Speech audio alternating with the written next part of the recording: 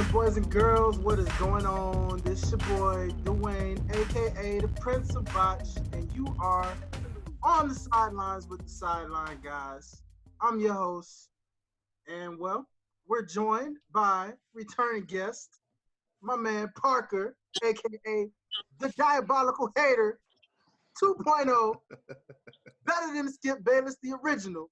Go ahead and come through. Parker, how you doing, my friend? I'm doing great. Signature OTS jackass here. Better than Skip Bayless. Let's get it. It's Cinco de Drinko. I'm pounding claws. I'm ready to talk some MJ. Come on now. We're ready to talk some MJ. So, of course, we also got to introduce the face that runs the place, the Eagle flying, Celtic loving, man from all Center Heights, does pretty much everything you could ever ask. My man, Derek, where you at, brother? Let me hear you. What's going on, man? What's going on, bro? All right, and then, of course, we got a new guest on the show. My man, the one, the only, Joel. Let me holler at you one time. What's good, brother? Hey, what's happening, man? How y'all doing? Yes, Thanks sir. for having me on. Thanks for being on, bro. Welcome to the show. Welcome to Awesome. the show. Gentlemen. Let's talk about episodes 5 and 6. This is your review show of The Last Dance. Boy, talk about some spicy stuff that was laid out and talked about within both of these episodes. So, gentlemen, of course, as we are joined here in unison, I'd like to go around the table and ask, what were you guys' initial thoughts overall on these 2 episodes from this week? Hit it, Derek. No, one of you guys go first. I'm good. I'll go last. Well, mine has nothing. Well, we were talking a little bit before this. Mine has nothing to do with. I mean, it's kind of silly. Obviously, I like. First of all, I mean, I didn't grow up in this era, so I liked seeing all the advertisement. I thought that was kind of funny. Like, you can look back and see all that stuff, and it's kind of cool. But I mean, personally, like, I have a pair of Mike and Mars Spazikes, and it was cool to see the stuff with Spike Lee and stuff like that. And then the one, I don't know why this is one of my biggest takeaways, but I loved watching the old footage of the Suns. I don't know why. And Charles Barkley. And I just thought Chuck is more dominant than I mean, I've always loved Charles, and he's one of my favorite players of the past. But to see some of that footage of him, and I know that has nothing to do with MJ, but it was cool to see that because, man, he was. I mean, you see him now, and they joke about how fat he is, and he eats donuts, and he's funny, and he and all that stuff. But yeah, I mean, it's really. I mean, Buddy was dominant. Yeah. So, yeah. That was I know that's not MJ, but that was kind of funny. Indeed. Joel, brother, go ahead and give your thoughts, man. What did you think about episodes 5 and 6 this week? Episode 5 and 6, man, I thought they were pretty good. I've been watching really every episode they come out with, so I thought it was pretty good. I'm trying to think. It's kind of a blur right now. What exactly they were? Which the ones that was? That was the one. Was it specifically about Rodman, or I'm thinking about 3 and 4. I know they were starting to run together for me too. Yeah. Yeah, I'm trying to think of what specifics it was about. I've seen every one of them. Just trying to. They were getting into. Just watch the first one. They were getting into kind of like Mike going to the top and scrutiny with the media, and then talking about his camp, him with the Nike deal, and then I think starting to get into like them getting in their second and third championship, their first three-peat. Yeah, I think it got hard on him, man. I think it started getting hard on him.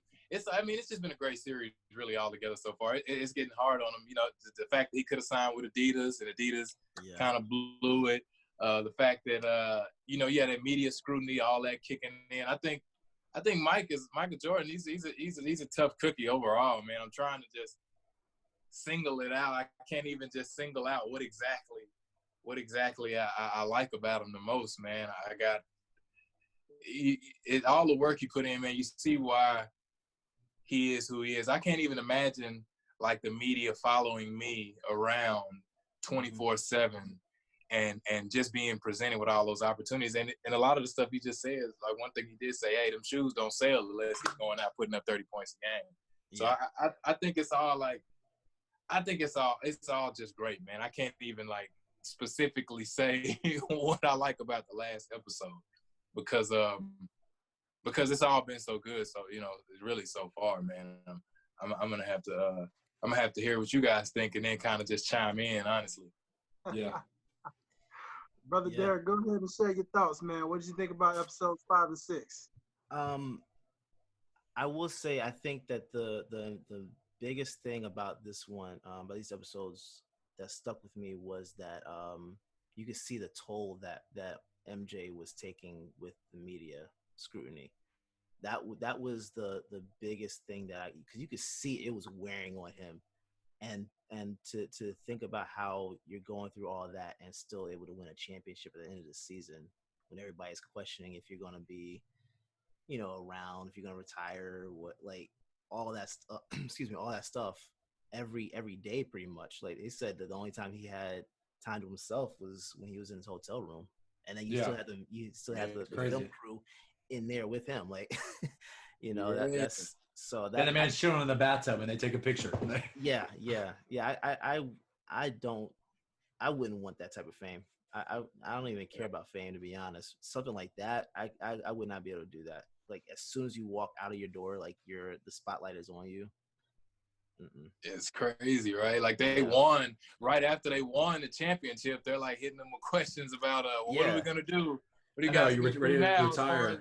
Building. It's like, dude, you just won. Yeah. Some of the and this episode, I think, well, for me personally, I think this episode answered kind of two of my questions that I had kind of going into this. I mean, obviously, I was intrigued by seeing kind of the behind the scenes and Michael explain everything, and ESPN's promoting it well. I think like obviously seeing the older footage was one of the reasons I was excited seeing behind the scenes. But I think one of the two top questions I always had about Michael was, number one, I always wondered how successful in the beginning, because I know that Mike I know Nike was somewhat successful before Jordan, but then really took off, especially like Nike was a track shoe. I mean, Nike was for running, right? And I know like as far as like when Jordan came in, it brought a whole different culture to Nike. Mm-hmm. And I didn't know, the thing I was curious, and I've tried to read about it before, but how fast it took off. And I thought it was cool how they were like, they wanted us to sell 3 million in the first year, and we sold 126 million. I was like, holy that's a lot of money.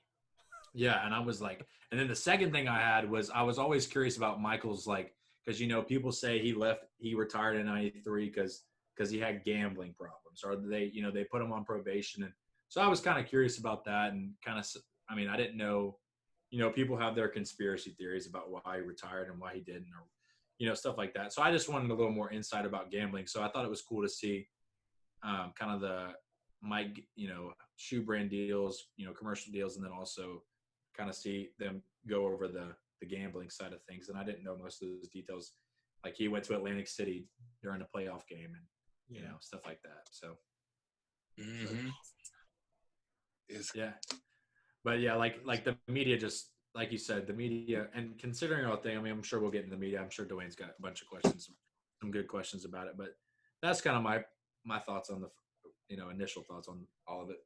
Yeah. But could you imagine like going through all that with social media, like how that would have been with social media? No. Them taking pictures of Michael Jordan in the casino and all that stuff. That would have been horrible. Oh yeah. Michael. Yeah. I think that's probably what made me the respect level that I have for NBA players today and other athletes like go up even more, because they have to deal with that today. Like that's a lot of stuff. It's funny because everyone talks about how, LeBron is like, that man's spotless when it comes to, that man hasn't had one thing on his record as far like a blemish. No affairs, no alcohol, no gambling. And then this week there was some report that he had an affair with his wife, with some lady. Who knows the validity of it, but I just thought you didn't. I saw an article. Who knows? People throw out shit like that all the time. But my thing is, even if that's the case, it's none of our business. That too. That's what. That too. None of my business. So man. That's what Stephen A. I actually listened to an interview with Stephen A. Smith this past week, and Stephen A. was like, "You know what? I'm going to report sports facts." He was actually talking about his relationship with Allen Iverson. and was like, I'll report sports facts, but when it comes to substance abuse and when it comes to affairs and it comes to stuff like that, he's like, I stay away from it. It's not my business. I don't want anything a part of it. And that's probably why athletes respect them. Yeah. Yeah. So, anyway. Yeah, man, I can't even imagine that, man. And then it like that wasn't what they got into about with the gambling and stuff like that.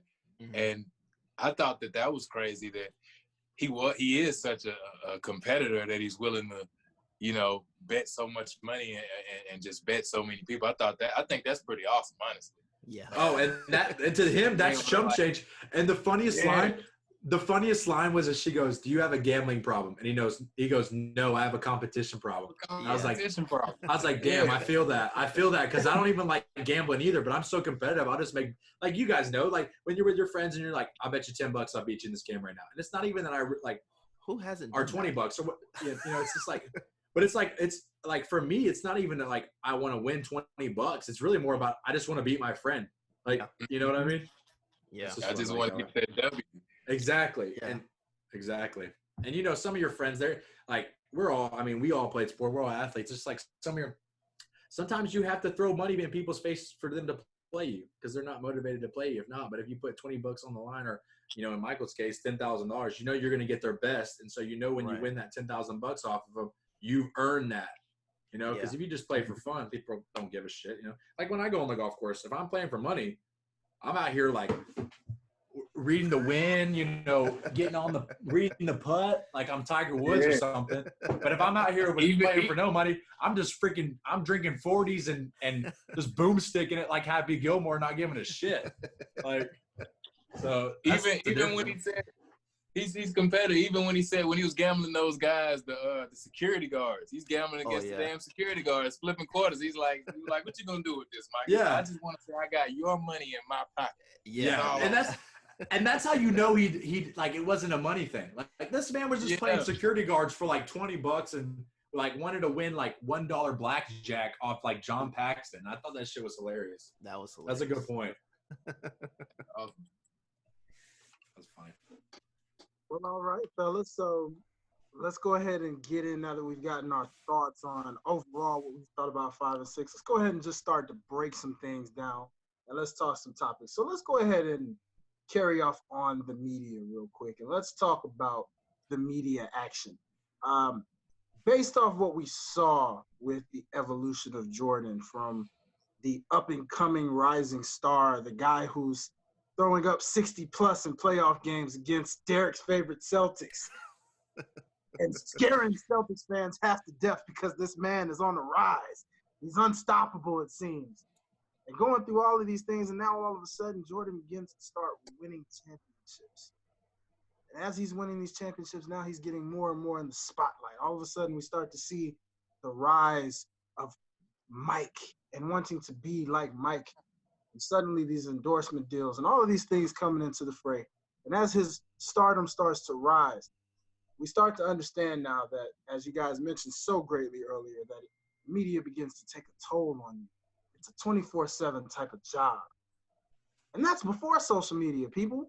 So my question for you guys is, after what we saw with Jordan and what we see with LeBron and what we've seen with Kobe and the Carmelos and the ones of the world who are in the spotlight a lot of times, those mega stars, really with any sport for that matter, how hard is it to be the guy in the world of the media?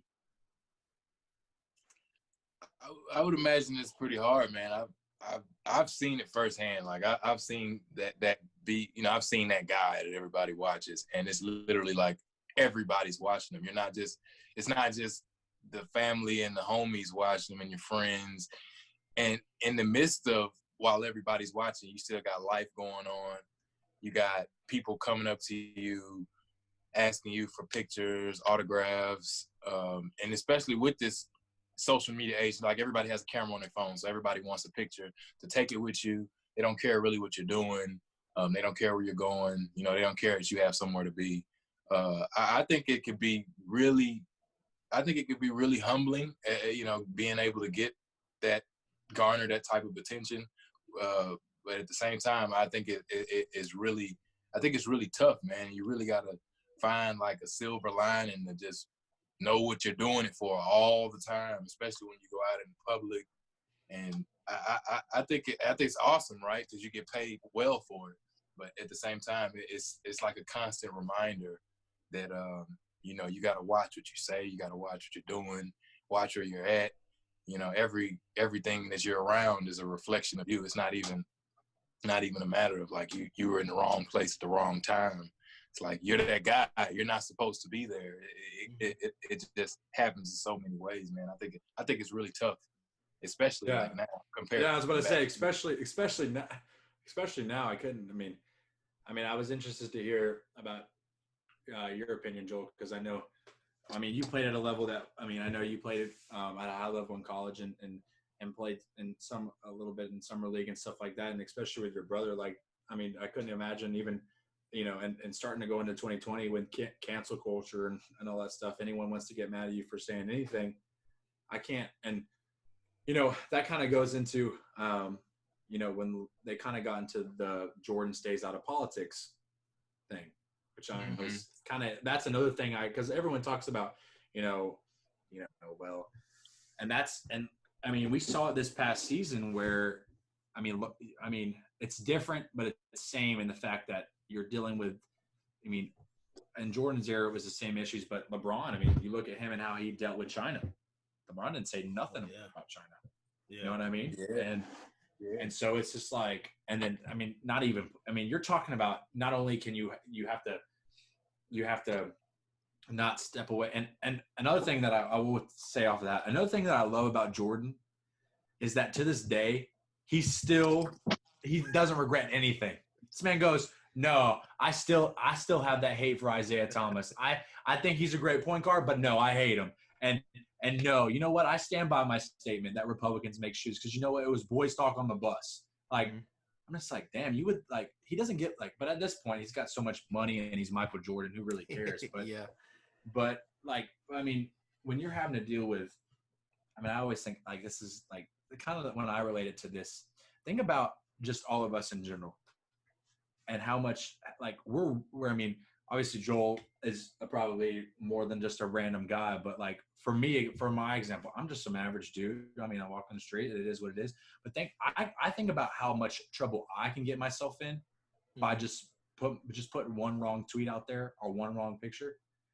And people don't even know who I am. So you got to think about like, and that stuff I think about all the time. Like, especially like if you own your own business and stuff like that. I know Derek and Dwayne, you guys are entrepreneurs and stuff like that. Like, you got to think about that stuff all the time. And we're not even nearly at the level that these guys are at. Like, you know, we're not under the microscope, and I couldn't imagine doing it. I mean, back then it was bad because of the media, but now I couldn't even. Props to athletes and famous people because damn, like everyone's gonna find something on you and they're gonna try to cancel you at any second. So yeah, I mean, could you imagine like Dennis Rodman playing in the NBA right now? That would be crazy. You know what's crazy about that? And I felt this way watching it. You know who I think? I actually believe that Dennis Rodman would be one of the most popular basketball players in today's NBA if he played in today's NBA. Yeah, I could see that. Because people accept although like people cancel, like it's cancel culture. Dennis Rodman is like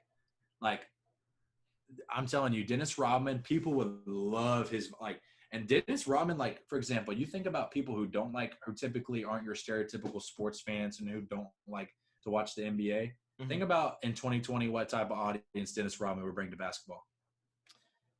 That's true. It would be insane. That's what I'm saying. Like, endorsements and all kind of. That's crap. what I'm saying. Like, do you know how much money crazy. Dennis Rodman? Like, people would love Rodman. Like, and not even for his play on the court. Like, obviously they like if he played today, people would be like, oh, he's tough and he takes us back to a time we wish we played basketball for. But also like the colorful hair, you know, him dressing up as a woman, like stuff like that in 2020. Like, I mean, you walk down the street, you see something like that, and it's like it's whatever. Like.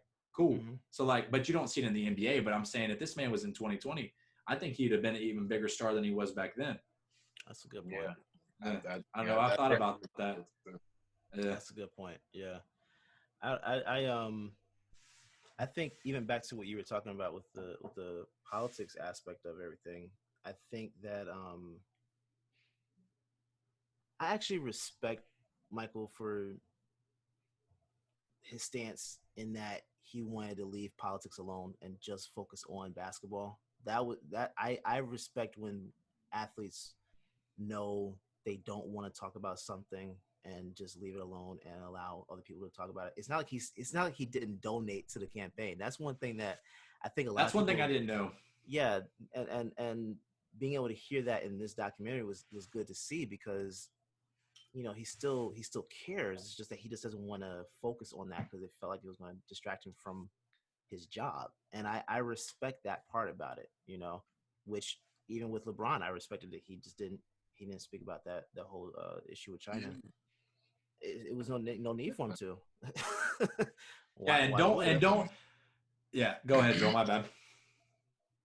Yeah, that's the thing. These guys, like, we want them to be we want athletes to be politically correct all the time. And it's like, it's not going to happen. If they start talking, we're going to be like, why are you talking? Yeah. What are you talking about? And then, like, they're here to, you forget, like, they're here to play, they play sports. Mm-hmm. You know what I mean? That's Michael Jordan's specialty, sports. And then when you look at it, he didn't know either one of the guys. Right. So, yeah, like, exactly. you don't know him. Like, who's to say that this guy is any better than this guy? Mm-hmm. So, like, I don't know either one. So why would I act like I'm going to support him? You know what I mean? Name on that. Oh, yeah, that's like. Mm-hmm. That's one of my, and I love that he made that point and that you talked about that, Joe, because that's one of my, like, even just fundamentally, like, that's one of my biggest problem with politics now is like ignorance. Whether I don't even care, like, I don't care whether or not you're a Republican, if you're a Democrat, if you're, whatever you are. I just think that if you're gonna go out there and do something, be educated about it. Know who you're voting for. Yeah. You know what I mean? Like, yeah. And I think that, and I think on both sides of the spectrum, doesn't matter about political views, that those people pick on ignorance. Mm-hmm. So, I mean, just getting kind of deeper and, like, people, for example, someone made the example to me the other day, like, oh, well, Trump picks on rednecks. And I said, okay, well, and Republicans pick on rednecks. And they just say, you can keep your guns and you can have this. And I said, well, yeah, I agree with you. I also think that Democrats pick on impoverished African Americans. Mm-hmm. I mean, it's like that on both sides of the spectrum. So I like that. I like that Michael was like, hey, you know what? I didn't know him. I support his views as a whole. I don't know him as a person, so I'm not going to go endorse him. However, I'll back him with money. And Michael has plenty of that. So it's not, for him, it's not that. I mean, so you're exactly right, Joel. I just think that, like, he didn't know him. He didn't know either of the candidates. No. So how are you supposed to go out there and say, I'm going to support this guy? Yeah, you don't know. He could, you just don't know what could happen. Exactly. He was criticized for not supporting him. It's like he's going to just get criticized for everything. This goes back to, like, being in the spotlight. Well, and the thing is like, and just a modern day example, which is crazy, is I live in Florida. I live in Jacksonville. You had Andrew Gillum, African-American male, family man who was out of South Florida, got the endorsement of Dwayne Wade. And now you see hindsight, and then you had Ron DeSantis, white male, Republican. Dwayne Wade endorsed Andrew Gillum. 2 weeks later, he or 2 weeks ago was found high on meth at a male orgy, and Dwayne was like, I don't even know him. I just gave him my endorsement. That's like, you know what I mean? So, I mean, that's kind of a crazy example, but just thinking about the same thing, like you got to watch who you're, and especially nowadays, you got to watch your backing. Yeah. Because any dirt that's on anybody will come up. So. No, I agree with right. that. And I think, and don't let Nike fool you either. Now Nike's woke because they want to, because Kaepernick, and I'm glad. But back then, don't let Nike fool you. They were probably extremely happy with Michael's choice not to make a political stance in the 90s. Nike plays both sides. It's more profitable. It's more profitable. You're on both sides. You're not displacing any specific group. You're just playing a game. Exactly. And, I mean, that's business. I don't fault them for it. That's why they're Nike. That's why they're Nike. And speaking of that, Right, Yeah. right. And speaking of that, can we credit Michael Jordan's mom for why Nike blew up the way they did? First of all, Michael Jordan's mom looks younger than him. She does. She does. Yeah. Crazy. She does, man. She's know, the but- first lady of Nike, man. That is phenomenal. And I think, and y'all can, I'm curious what y'all think, but I think one of the things that I've grown to respect the most about Michael Jordan throughout this whole process is his parents. Yeah. Oh, yeah. You know what I mean? Like, Yeah. Like, hardworking folk, well-mannered, well-educated. You knew that, if especially in that time period and with the circumstances that they were dealing with, knew that, hey, if you want something, you better go out and get it and you better earn it. Yeah. And I think that's really cool, for sure. It's a parenting lesson. Yeah. No, I agree with that.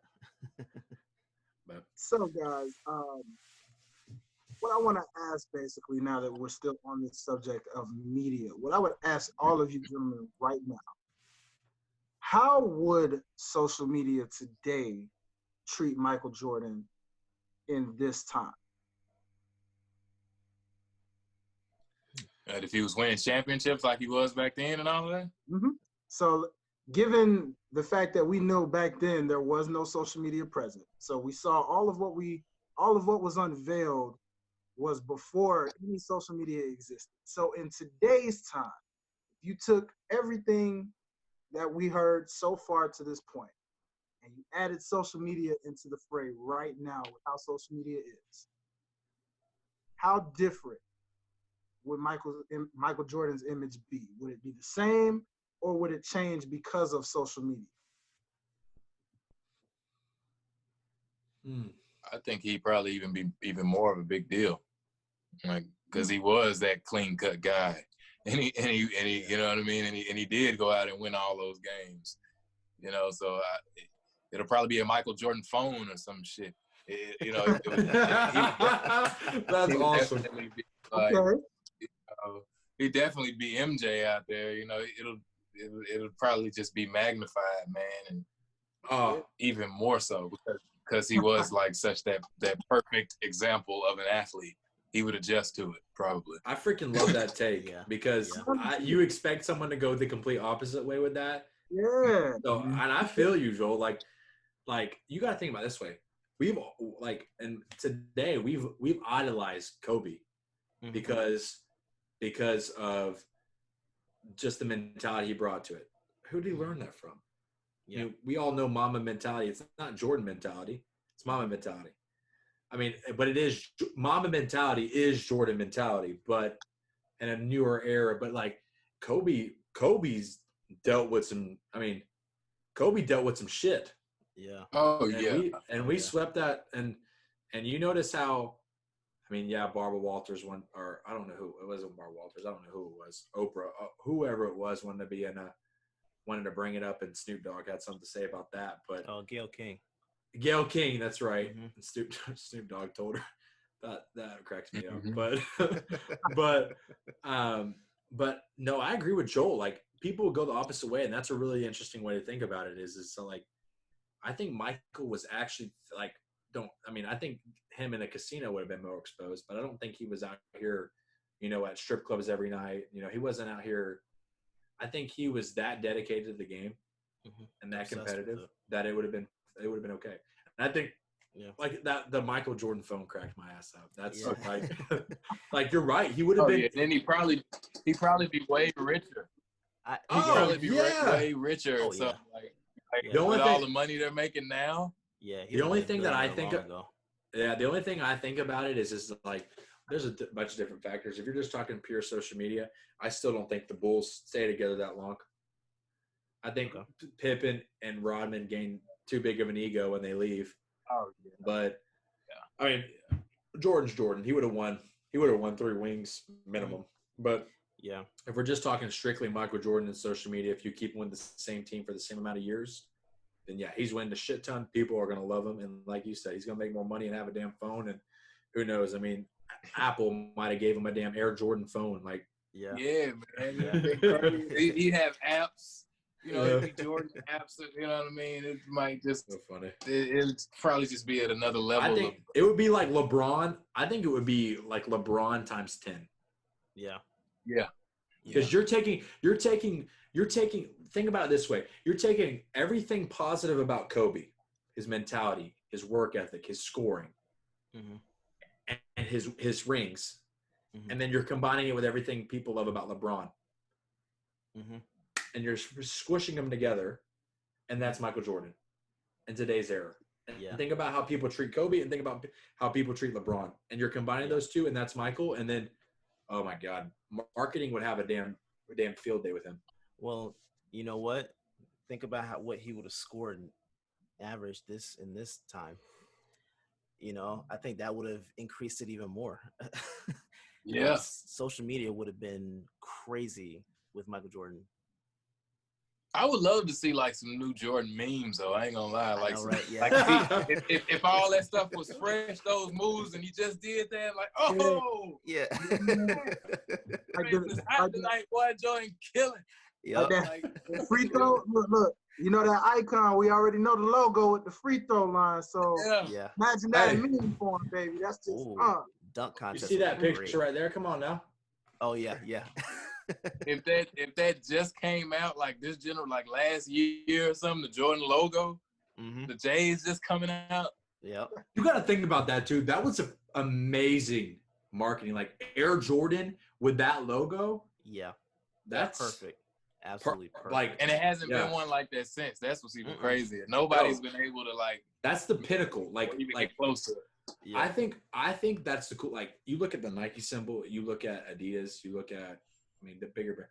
I think that Air Jordan symbol is just so like, and you can like, even I always think it's funny, like look at some real Jordans and look at some fake Jordans. Yeah. What's the difference? The logo. Like it's that prominent that the way you separate a fake Jordan from a real Jordan is the logo. Yeah. And the stitching. Yeah. Like, I like crazy. That. I think it's cool. I would have loved it. I got some Jordans right here. Let me show you. Oh, so that's another thing. Like just had to pull a couple out. You can see that. You got the 11s? Right, the Gammas. These are older, like old Gammas. It's like a whole culture, man. I would have loved to. Hold up, I gotta ask y'all. What's y'all's favorite Jordans? Mine are either, I think either the patent leather ones, or I think the threes. Okay, the threes. If I'm saying that correctly, I might be saying the fours or the five. I like all of them. I like the patent leather ones are my favorite, pretty much. So mine are the Concord, like the Jordan Concord 11s, which are the ones you have, but they're white, and then they have the patent black. Yeah. And then I love. I think the coolest look. They're not like the 11s. I would love to play in. I think the coolest, like if I'm just kicking it, the fours. The fours are the cool, like elephant skin fours. Like they have this one called the Red Toros. They're all red with elephant skin, and they're red and black. Oh. Yeah, the Concords are my favorite too. The Concord, and I've tried to get Concords. I've tried to get the all gray low top Concords. I love playing in low top shoes, just because when I played more guard, so I just like it gives like my ankles. I don't have bad ankles, and it gives more flexibility. It just makes me feel quicker. Yeah, low top Concords. You're looking at probably $200 minimum, but then you're also looking at you're having to look at like 50 websites before you can even find them, and then you're looking at like 6 months before you even get them. Like it's insane. Like that, and that's the crazy thing about another crazy thing about Jordan. Like right now, I could go on and if I wanted to buy some Nike Air Maxes, go on, pick my color, buy the shoe, and it'd be here in 5 to 7 days. Mm-hmm. When you want to find a pair of Jordans, like you're scouring the internet and you're paying at least $200, $250, and like think about it. When you go to Foot Locker or Finish Line and stuff like that, the only cool Jordans that are there are the ones that are size 1 for your toddlers, and they're still like $150. Yeah. Yeah. They got plenty of team Jordans in the stores and all that stuff. You have to get some Jordans. You literally have to know somebody. Yeah. You got to know the guy at the store.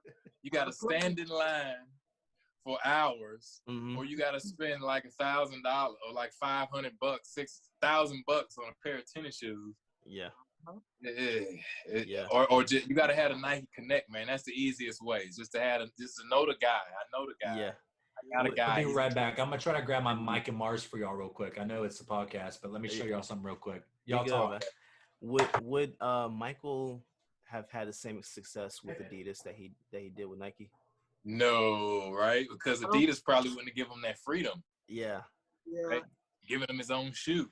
Yeah, that's what I was thinking.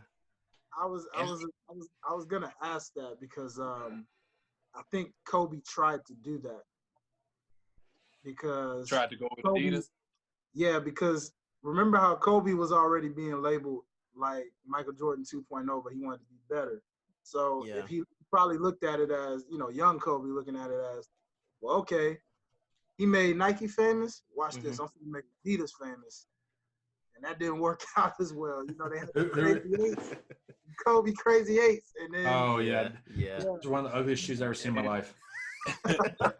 So here are my Mike, my so this is the elephant skin I was talking about. Oh, so I used to rock these in middle school, but you can see here. So these it says Mike and it says Mars, and on this side you got Spike Lee. Yeah, the Spizites. The Spizites. Yeah, these are my Spizites. Yeah, and I got those in with the green, the all black with the green on the green toe.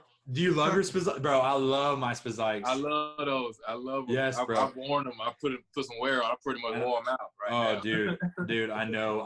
I like to keep all my I'm weird about, so I have some old 11s. I have some LeBron. I used to be a shoe head really bad, and I like to keep all these because my dad used to work for Nike growing up through the 80s through the 80s and the 90s. He had every single pair of Jordans ever.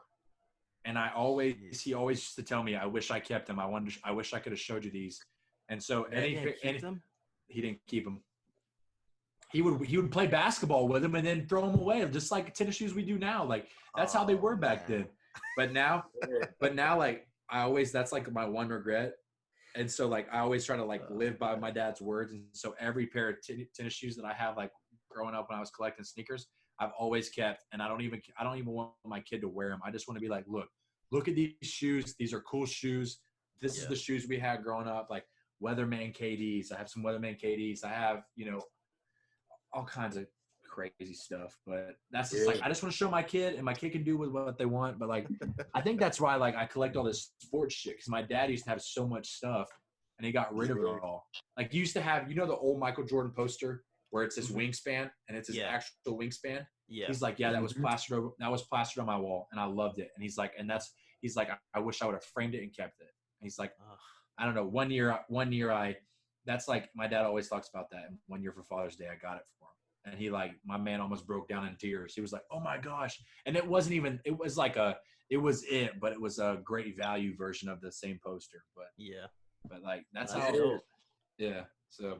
Those are my favorite ones to hoop in too. Those Jordan 4s right there. The ones you pulled up, those are the these are all the ones. I don't know. The thing is the one thing, I have some 4s, but they're like size 8.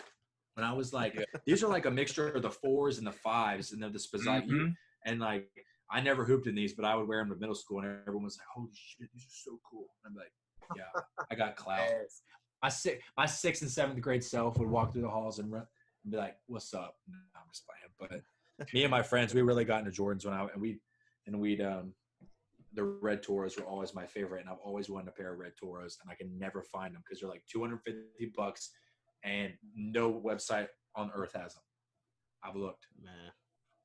But anyway. On this edition of Shameless Plug, ladies and gentlemen, let me take this time to also let you know there is a brand new show coming to you very, very soon by the name of Show Off.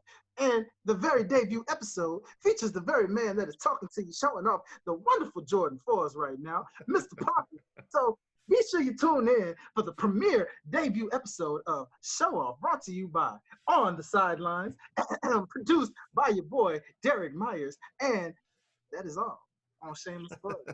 Check it out. I just want to show y'all real quick. These, hold up. I know that's probably too bright, so I apologize. So you see that? Those are the red Toros. Oh yeah. Oh Jordan yeah. 4 red Toros. Like, aren't those the most beautiful shoes you ever seen in your life? Those are nice. Those are like, they had the Oreos like those, right? Yeah. Oreos. Those are the Yeah. Oreos. Oreos I are got cool those. too. That's when I liked got the those Oreos. Yeah. I would bring them out, but this is, man, them Johnsons. They're somewhere. They're packed away. They all they all got some wear on them. I would just be showing a bunch of worn, but I can pull them out. I might go get a special spit. I'll show you the spits like so you can see how bad they are. How much? Oh, I love my spits. How much I guess I really like them. Yeah. See, me for my taste, off of nostalgia and my '90s feel, because my big brother had them and I just loved them so much.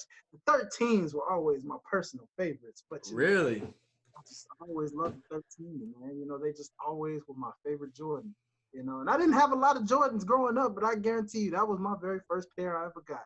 And I love those things. It's a shame they got stolen from me, but it's okay. I love those 13. Might have to go give me some.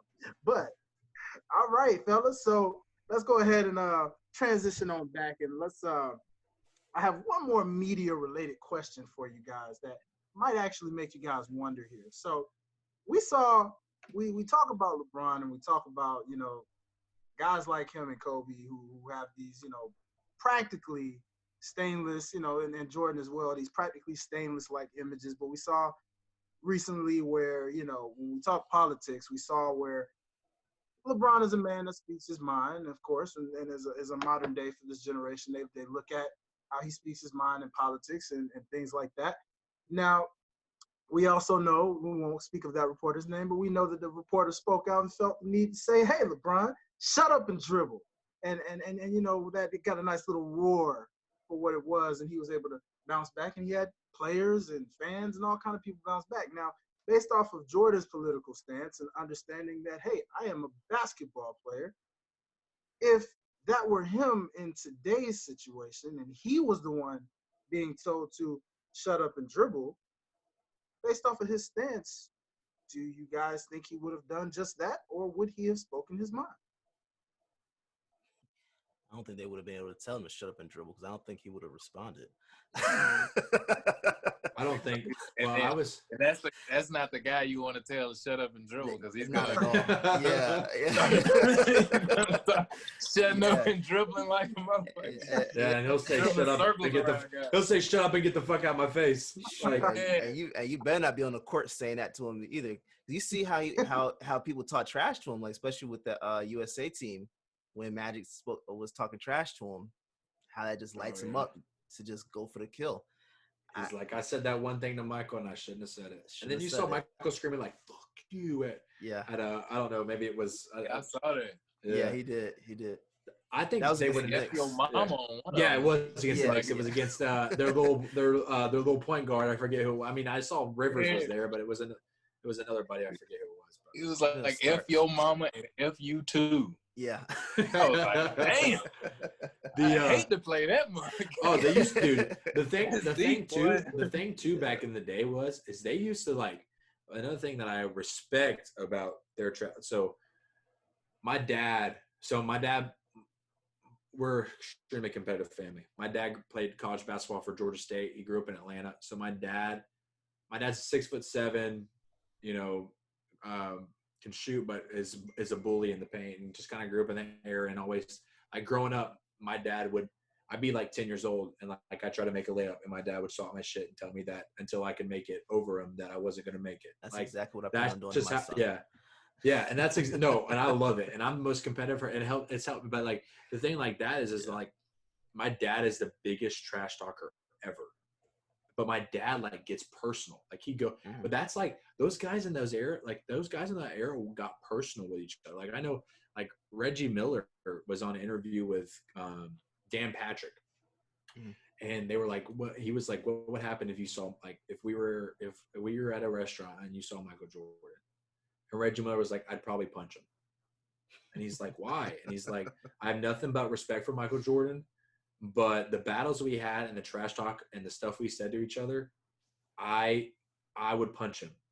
And I'm like, you can't just be like, you can't be like, your mama's so fat, that blah, blah. Like, it's not like, you can't, it's not something like, they were getting personal, like talking about, and that's what I think I like about, that's what I miss now in this game. I wish people would trash talk more. Like, I love, like, for example, Westbrook, I love his, like, Westbrook will say whatever.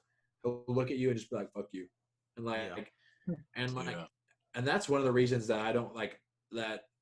I mean, I respect LeBron, but that's one of the reasons I don't think LeBron is the greatest ever. Is because I don't think LeBron has that grit to him. Like, LeBron's not going to go up to somebody and be like my dad always taught me this. My dad said, in between these lines, you're my biggest enemy, but outside these lines, I love you. He's like, I don't care what and me and my dad, I mean, we'll play now. And I have all the respect in the world for my father. And I will shoot a shot in his face. I went to his house this weekend, shot a shot in his face, beat him, and said, and I was, sit down, you pussy bitch. And then this is how I talk to my father when we play basketball. I'm serious. I'm not even shitting with you. Like, I'll drill 3 in his face and be like, you're a fucking bitch. And then, like, when we walk off that court, it's fine. We hug each other. We love each other. We dap each other up. And I miss that. And I miss that. My dad like that. I know. No, trust me. Trust me. Growing up, my dad used to beat my ass. But when we play, like, when growing up, he would just beat the shit out of me. Would punch me. Like, I remember I got a wide open layup one time. Just grab me, punch me straight in the gut. I mean, Joel, I'm sure with you and your brother, y'all are tough. I mean, like it's just like that. Like, I think the best athletes grew up with dads like that. Like just tough dads that weren't going to let you win shit, and you had to go out there and earn it. Yeah, you got to go out there and kick ass. That's the thing now. Now everybody's trying to be friends. Everybody wants to be friends and kumbaya. But those the best athletes. You kind of gotta get killed even to even become good. Like, you gotta be that guy who was getting beat consistently. And guys telling you, like, oh, you suck. Yeah. You can't go left. You can't go right. You can't dunk. Like, because that's the stuff that motivates you more. And even with Michael Jordan, the thing I liked about him is he would talk shit and then smile and be like, oh, boy, you ain't gonna do shit, boy. And just like that's that I do miss that about basketball. But coming up, my brother, he used to whoop me in one-on-one all the time, man. So I would, like, really want to beat him. Like, and he would beat me and then talk shit. Oh, you ain't gonna win, And I don't want to play no more. And I come back and play. He beat me again until I started beating him, and then it was just like that. But I would never talk shit to him because I didn't want it to turn on at any moment. It's like, all right. Yeah. I got my win. I'm done. Joel, I'm curious about this. Because I always tell my dad. Me and my dad. I grew up in a really strict household. My dad was really strict on us, but growing up, he was really competitive. But I tell my dad to this day, and it was the same way. Like, you talk shit to my dad, and I know I'm going to get the very best out of him because he's just going to come at me with everything he's got. And I'm 6'1", he's 6'7", he's 250, I'm 185. So I mean, he's gonna. But I always told my dad, I said, and I wonder if you feel this way, because I felt my dad's my dad, but I had that when we played sports, it was more of a brother relationship. So I'm curious as far as with you and your brother, like when we would play, I told my dad, I said the best three feelings that I have in this life are making money, having sex, and beating you. I told him that. I said, those are the best 3 feelings I've ever felt in my life. Beating you, making money, and having sex. And there's nothing that tops those 3 things. Wow. Damn. That's tough, man. That's how, look, that's how I grew up. And that's just the type of, like, and I know Jordan, dude, and Jordan, and probably in that order, making money, having sex, beating him. But Jordan was probably beating you. Like, and I don't, like, we talked about the first episode I was in. I mean, Jordan would give up his money for 6 rings, I think. I think so. Yeah.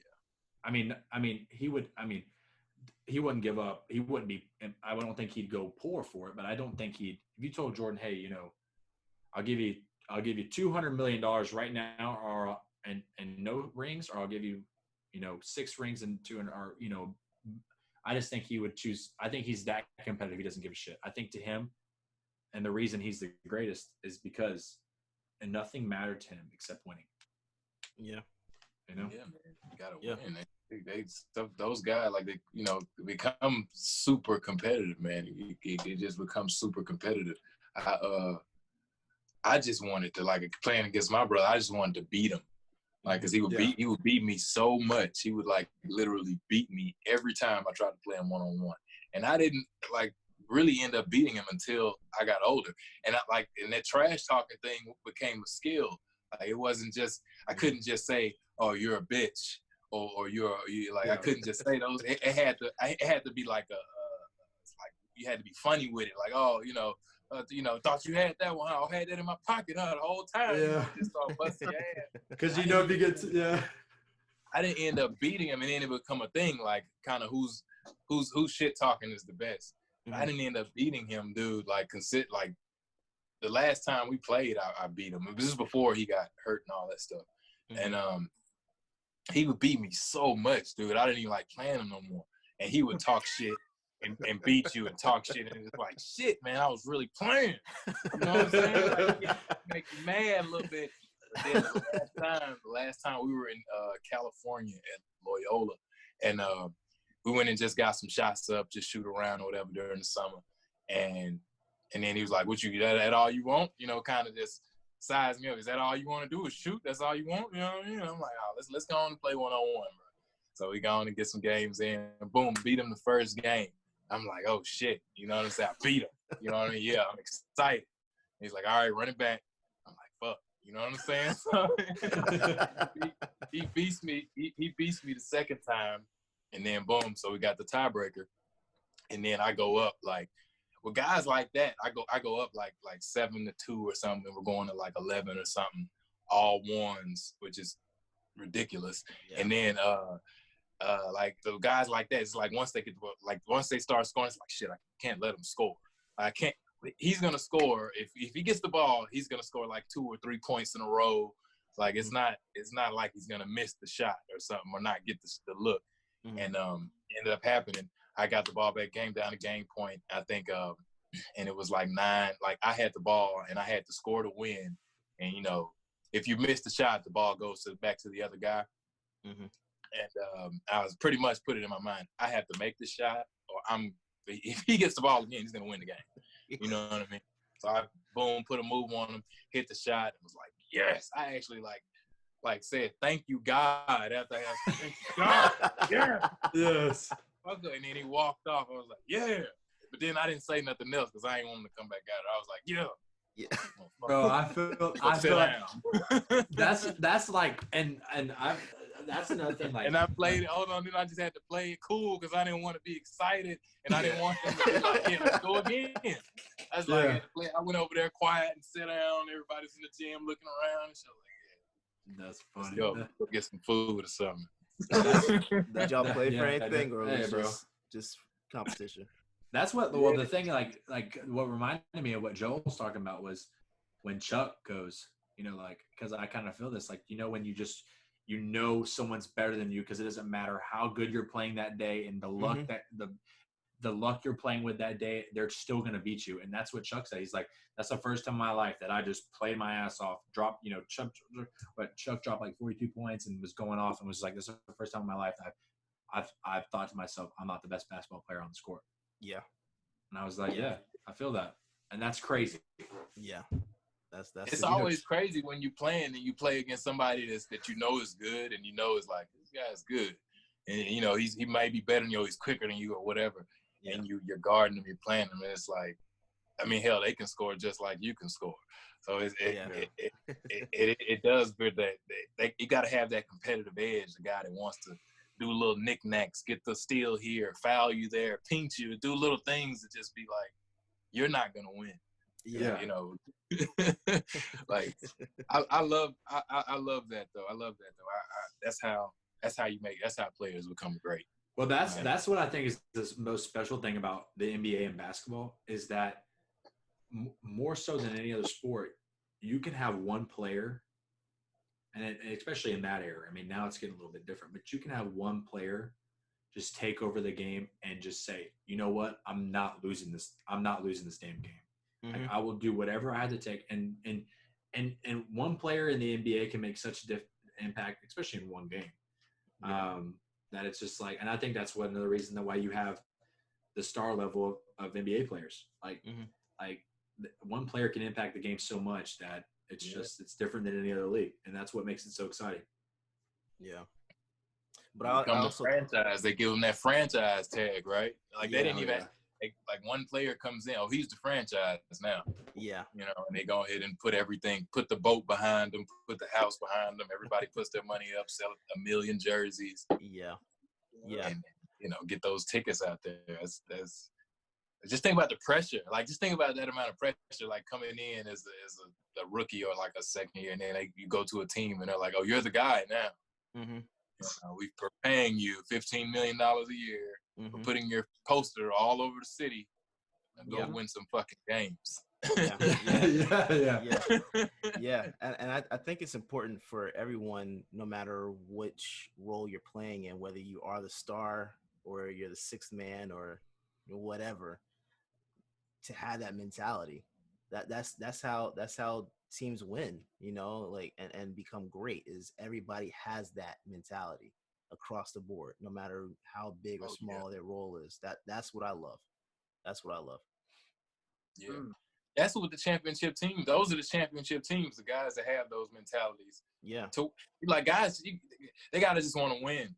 Yeah. Like, you know, everybody has a different job. You know, the guy who's scoring is getting all the praise, most of the praise. But you got to have a guy that gets rebounds. You got to have a guy that gets block shots. It's 15 players on the team. Yep. You got to have guys in practice challenging Michael Jordan enough to come out there and play well. Like it's a whole. One thing don't happen without the other. Like it's a beautiful thing. Like, because we see the guy that's scoring. Yeah. But it's a whole team effort. Like. You know, just like Mike, he won the scoring title all those years, MVPs all those years leading up. Couldn't do it till he had the right team and the coach. Right. You know, he couldn't get over that hump until he had some skin on him, like until he took some losses and really found out how to win. Yeah, like being able to trust his teammates. That's what's. Yeah, that's what's important. He didn't have to go out there and try to score 40, 50 points, even though he could. Yeah. But, you got to have other guys that can score, which will take the load off of you. Exactly. You don't have to – it'll make it – a game will just come to you now. You can take it over at any time. You can have a good team, had a team just stay in the game and then just come take over the game. Like, all right, we're in it. Yeah. You know what I mean? Yeah. Yeah. That's what everybody, I think, love about Michael Jordan, man, and all the great athletes, man, that they could take it over at any moment. Yeah. That they choose to, you know. That's what we love about those guys. Yeah. Just saw a video of Larry Bird yesterday, like all left hand. Oh, okay, Mr. Celtics. All game. He's got to put his little Celtics plug in there. I have to say something about the Celtics anytime I can, man. You know what? James Harden dropped a 60-point triple-double. No, I'm just playing. You like when Mike went in there, in there and put, what did he drop, like 55 on them or something? 50 or 60. Oh, yeah. And I'm going to tell 60? you what, even though I knew the outcome of the game, the series, I was still afraid, man. I still felt that anxiety of, oh my God, here he goes. I still felt that, even knowing we were going to win the series. It just, yeah, Michael's a different beast, man. So, fellas, let's transition, because I'm glad that we started talking about other players and other teams and things of that nature. Let's talk about a specific team that was birthed and formed, a team known as the Dream Team. Now, is the birth of the original Dream Team, we saw when in this time frame when they explained that this was the first time that NBA players were actually going to be represented in the Olympics, and we saw this formation of superstars that we never thought we would see on the same teams, hence the nickname Dream Team. Is the birth of the original Dream Team the reason for super teams of today? Ooh. It's a good question. Ooh. So Ooh. So I'll say this. I don't – yes and no, because I think that, number one, for it's kind of hard to explain, to be honest with you. First of all, I'll say this. It pisses me off that players still don't want to play for their country, but I also get injuries. So especially like the Paul George thing in the FIBA where his literally just his leg went sideways. And really he hasn't been the same since, but he also switched teams. But I think this is the difference. I think yes and no, and what I mean that is this. I think that the emergence of super teams has been born from the Olympics. When I say that, I think because guys play together and then they make the connections they wouldn't make during the regular season, they've made during the Olympics, and then therefore they want to play together. But I don't necessarily think that. I think the reason that the Dream Team is credited for that is because the Dream Team was the first team that played in the Olympics that was professionals. So yeah and no. Like they broke that barrier, and then once they opened the floodgates and guys started playing with each other. I mean, you got to think about it this way: super teams, most of the guys either played in like Westbrook and Harden. They grew up together. But like a lot of these guys who are friends nowadays have become friends during, FIBA, Olympics, stuff like that. So that's where I think the difference is. Yeah, I feel like every championship team is pretty much a dream team. Like if you just go break down every team that won, whatever from Boston, let's take your beloved Celtics and use them as an example. Year that they won. Okay. I mean, come on, they had Rajon Rondo, Kevin Garnett, Ray Allen, Paul Pierce, Glenn Baby Davis, Big Baby Davis, Perkins. And not only that, all in their primes, like at the pinnacle of all of their careers. Like Rondo was out here dropping 20. James Posey.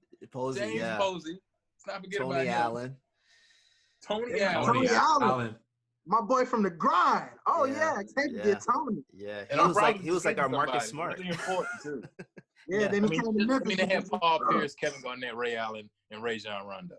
Yeah, like that team right now would take with that would go to the finals. Those guys would go to the finals. You know what I mean? And then another team, like every team.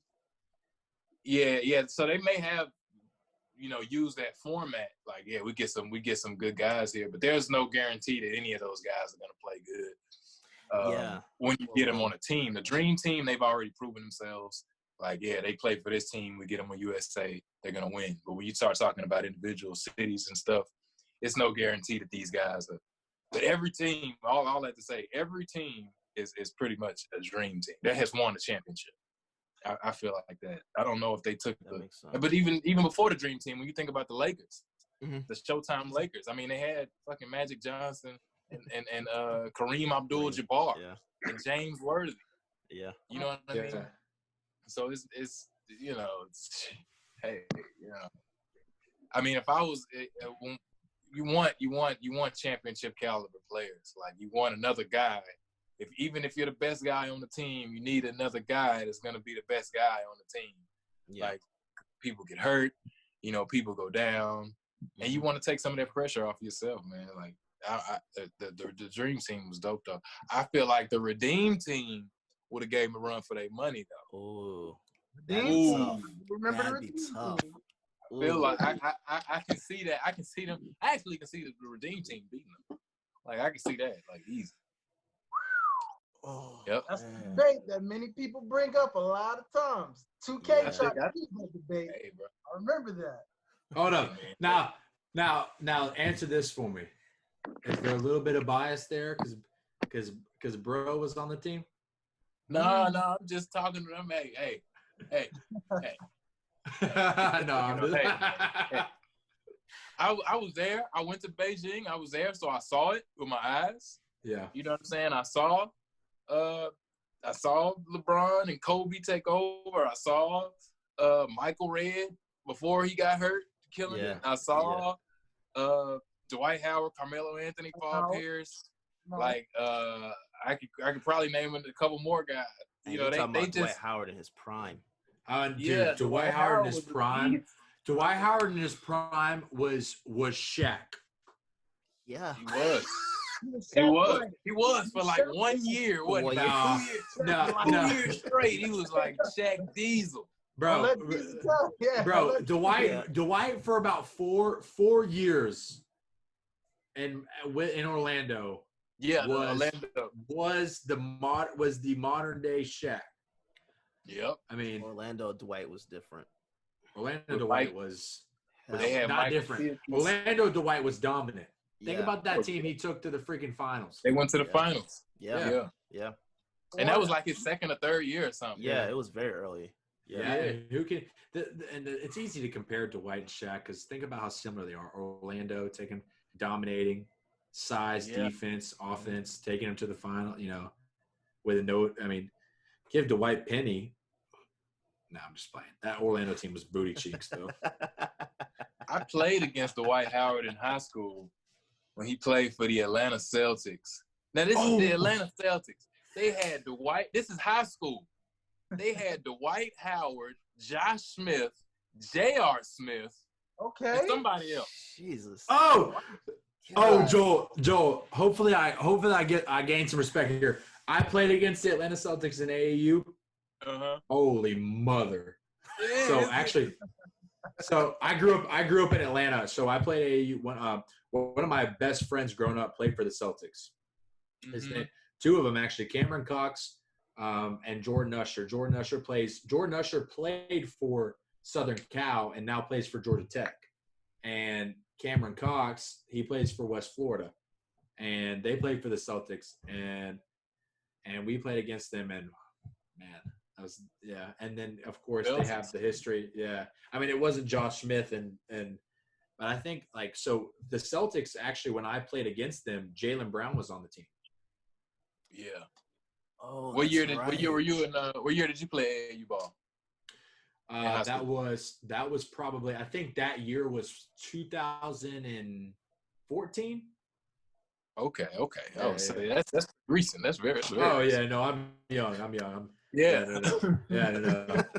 No, it wasn't Josh Smith. I'm old. No. But I played against Jaylen Brown. I played against because Jaylen played for Wheeler High School, but in Georgia where I grew up.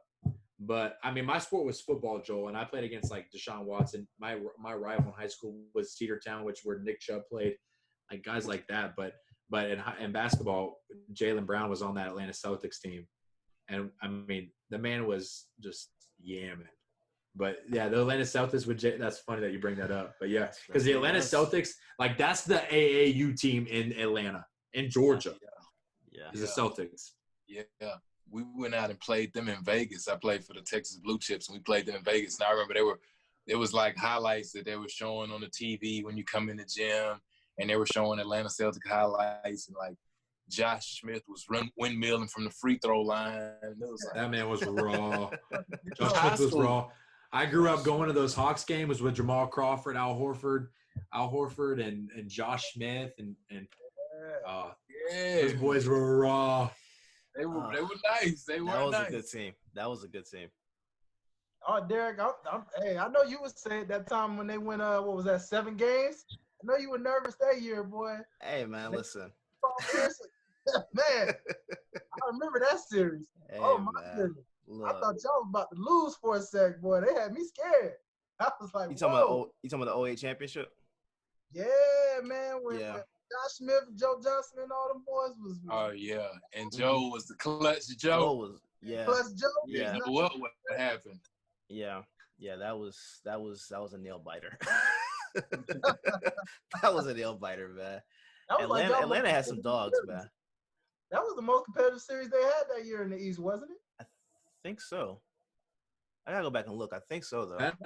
That's a team I grew up watching. Was Joe Johnson, Jamal Crawford, Al Horford, and Josh Smith. I was just so happy when we got Al Horford in Boston. And then they finally, they started to add a little Jeff Teague in there. Yeah. Oh, Jeff Teague was something else, man. Then they got Schroeder, and it just went downhill from there. Well, the problem was they got rid of Budenholzer, who's a freaking that was their underrated biggest coach mistake. in the NBA. That was their biggest mistake, getting rid of Budenholzer. Oh yeah, I agree. Yeah. Hey, so what do y'all think about the state of basketball right now in sports with everything that's going on? What do y'all see happening with like a date possibly to see some action? Bro, Derek is so opposed to the season happening, and the only reason he is the same reason I am, because as a Houston Rockets fan, and as a Celtics fan, he knows he's not going to win the championship this year. No. So he just wants them to cancel the season. No. I actually believe that if we were to resume the season now, the Celtics would have the upper hand, definitely in the East. I believe that wholeheartedly. But over the Bucks? Yeah, the Bucks. Listen, I keep saying this: the Bucks will not prove to me that they are the team in the East until they can actually win the East. Okay, I feel that. But what about the Celtics? Ever? But why can you say the Celtics when they haven't won the East? They've been to the Eastern Conference Finals against LeBron and almost won it. Right almost only Jason counts Tatum, in hand grenades and horseshoes, brother. Jason Tatum, listen. Jason Tatum, Jaylen Brown, and Kemba Walker together that's a crazy combination. I believe that in the Celtics over the Bucks because of coaching, because of defensive play, because of their chemistry, and they have a deeper roster. Eric Bledsoe's not going to do what he does in the regular season and the postseason. I still haven't seen it. So Eric Bledsoe's one of the most underrated defenders in the league. But yes, you're right. Defensively, yeah, you can say that. To resume the season right now makes no sense to me because I don't want to see the schedule end up getting pushed for the following year and then after that. I don't want to see that. I would rather see them just cut the season right now. No champion. We move forward and just resume next season. Trust me, I'm all about that. I want the Rockets and Westbrook to get more chemistry. I want them to get that roster. They're probably going to fire D'Antoni, and I don't want them to hire Thibodeau, whatever. Tom it is. Thibodeau. But look, this is the thing. I love him. Do you actually love him? Joel, hold up. Man. Let me ask this, Joel. I want to ask this, Joel, just one question before I get on this Thibodeau rant page. How do you feel about the NBA landscape as far as if the season resumes right now, who wins the championship? The Lakers. Okay. Ooh, he said the Lakers. Yeah. Or who else was it? Clippers. Yeah. Nah, yeah, the Lakers. He's like, nah. I see a Boston. It was somebody else that I thought had a chance. Derek's like, it's for sure the Celtics. No, I see Boston LA finals. I see Boston LA finals. I just don't know which LA team. I see. I would say the Lakers, man. I bet all LeBron haters is like, yes. I bet LeBron. No. To be honest with you, I'm a LeBron. Like, damn it. I'm a LeBron hater. I'm a LeBron hater. So to be honest with you, they won't let me be great. I hope they cancel the season because I know all I am as a Rockets fan. I know we ain't winning shit, and I just don't want LeBron to win anything else. Yeah. And then the guys like Steph Curry that got hurt and Klay Thompson are probably like, another year to rebuild. We're going to kill him. He's not going down the best. The Warriors are going to be scary next year. They're going to be scary. Don't tell me. They're going to be scary, man. Bro, there's no team I fucking hate more than the Golden State Warriors. Yeah, the rivalry you guys have had, of course you hate them. You should hate them. We should have a fucking ring. Houston, is that who you think will win, Parker? If the season started back up, the Rockets? No, I'm a major homer, so I'm gonna say yes, but no, I know they're not. I'm a huge Rockets fan. I'm a Rockets fan, and I wanted so bad for Chris Paul and James Harden to win a ring, and now when I'm being for real. I love my first sport is college football. I love the Florida Gators. I'm being for real. If James Harden ever wins a ring, I'm gonna set up my TV and I'm just gonna fucking cry, bro. I'm just gonna be so happy for him, especially with Westbrook, bro. I just want that man to have a ring. I want the criticism. He had a chance. He had a chance to win a ring, you know. Yeah, I'm sorry Trevor Ariza couldn't hit a fucking three. Don't get on my boy, okay? No, I'm going way back. I'm talking about against the Heat when he was the one guy that didn't show up. When you had Westbrook, and you had Ibaka. Yeah, you know what? They didn't utilize him. They didn't utilize him. They didn't utilize him, right? How are you going to use the greatest scorer in the modern NBA as a sixth man? That was his role. Yeah, that was his role at the time. And see, that's the thing. That's another thing also. Like we were talking about this earlier. There are guys that are able to buy into that role that they need to play to win a championship. Yeah, and guess what? Guys like Dennis Rodman, the guys like Chris Bosh, the guys like Kevin Love that could actually say, you know what, I'm gonna go ahead and sacrifice my scoring to win. Yeah, and that's a rare fucking breed. Yes, they and are. And they have my respect forever. Oh, 100%. Guys like James Harden, I'm not saying he can't win a championship, but Kobe Bryant even said this, 2 years ago? You will not win a championship playing the way he does. Kobe Bryant said also. Kobe also said. You're not going to tell me you're going to disagree with Kobe Bryant on that. Kobe also, dude. Well, first of all, you can't just be like, you can't say that now because if I say no, then I sound like an asshole. Bro, listen to me. Kobe also said that if he had to pick one player that was most like him in NBA, it was James Harden. Okay, but most like him, but is he just like him? No. Look, you know what, Derek? Dwayne, ask the next question. Let's get back to Michael. I need you to get up my boy. Joel was asking about the state of the NBA today, So yeah, I mean, my thing was, do y'all even think it's gonna happen? Like, yes or no? Like, is it you? Nah. No. There's no way it could, because you think about how everybody, all players, all coaches, have to be in one area with their families. That doesn't it pretty much, that's like almost like a little small city at that point with how many people are going to be in that area. I don't think that would work. Even though I think he's overrated, who's the most woke coach in the NBA? Other than Greg Popovich, Steve Kerr. There was a report today that Steve Kerr was just like acting like Steve Kerr's like on vacation already. Like he's just like also his team's won 15 games this year. That's why he's the most overrated. Yeah, he'd be in vacation mode anyway. So whatever. They weren't winning. They weren't doing anything this season. I don't know. Dwayne, hook us up because they're going to roast my boy James, and I'm ready to freaking get my drink on and eat some guacamole. But hold on. What do you think, though, Joel? About what? Oh, if they're going to do it? Yeah, if they're coming back. I don't know. That's why I kind of wanted to get you guys' opinion. I think I'm remaining optimistic. I would like to just say yes because it's supposed to be playoff time right now. But the way things are going, it doesn't really look like it. I mean, baseball, football, everything is done. So that's the thing. I think football, because football claims that they're gonna just completely start regardless. Well, that's the thing. That's the thing. I think the NBA is not going to, because you know what also makes the NBA so great. Number one is they promote their all-stars, but number two is the reason that the NBA become so prominent is because they don't compete against football. They're in a completely different time of the year. Their playoffs are a completely different time of the year. If you're going to take, I promise you, if you're going to take the NBA and start in August, September and compete against college football and NFL, their viewership is going to go, because I love the NBA. I'm a huge NBA fan. And I think NBA is the best professional league out of every single league in the world. Mm-hmm.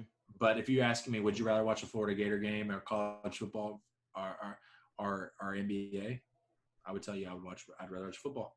Or the NBA playoffs. Yeah. Yeah. But the problem is that if you ask me if I would rather watch the finals. Yeah. Now, the finals, I'm gonna pick. Now the playoffs. Do you think I want to watch? What is it? The Grizzlies play the Lakers? No, Darn I'll right. pass. That would actually be a good You're game. right. When That my would boy actually be a John good coming game. down John this court, Morant. heck yeah, I want to watch it. Man.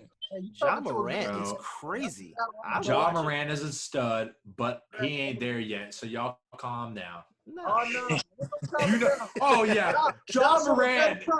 I guarantee John you. Moran. Bro, John gonna are be you close trying to to convince me that John John gonna Morant be- and his second place player, Giannis Valanciunas, is going to go beat LeBron and Anthony Davis? Get the fuck out of here. Hey, that's a sweep, bro. Get the broom out. Bryan City, It's a baby. sweep. It's a sweep, Back but in the I day, would watch it. It's a sweep. Maybe. Yeah.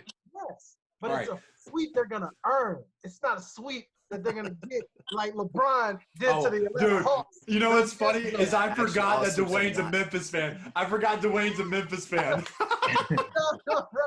I'm trying to tell you. We're Grind City, okay? We're Grind City for a Bro, reason. I forgot you're a Memphis John fan. Morant- John Morant My got young Kobe right condolences. there in the future. I'm telling you. Watch Yeah, that's out so for that. funny. Yeah, not all sleeps are Did he created say equal. future Kobe? Future Westbrook.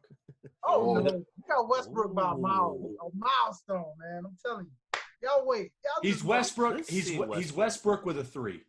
Westbrook I can is see that. Derrick Rose before injuries. Okay? So I do not want that comparison for John. John is going to be so much better. Trust me. He's a little smoother than Westbrook.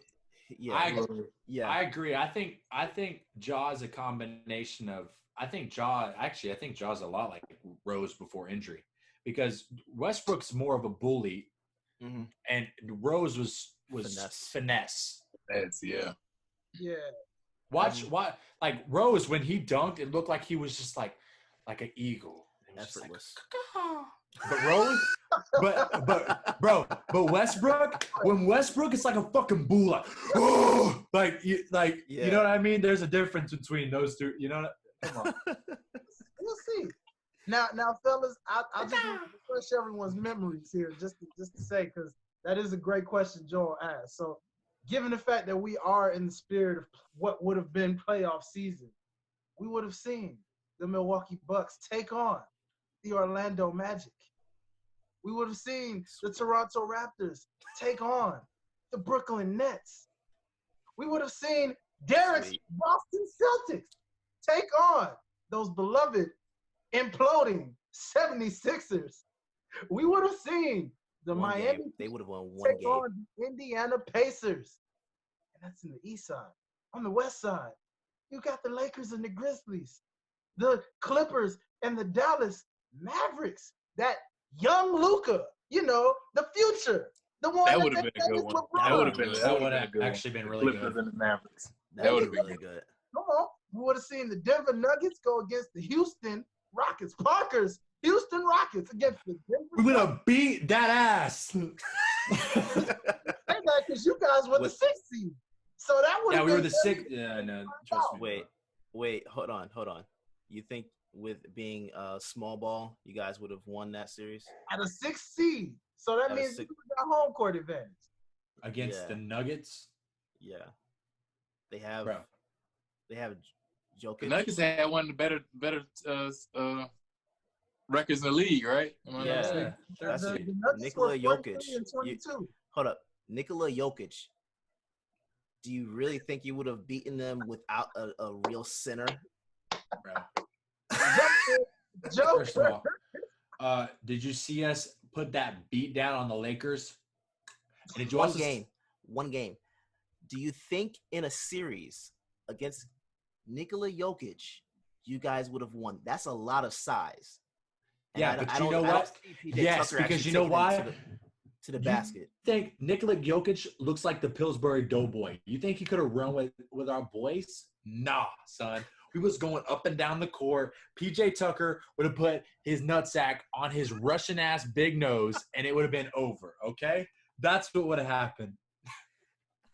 No. Yes, I do think it would have happened because this is the deal. You can look at guard play. You have Jamal Murray, and that's pretty much it. And you have Westbrook and Harden. They would have taken over the game.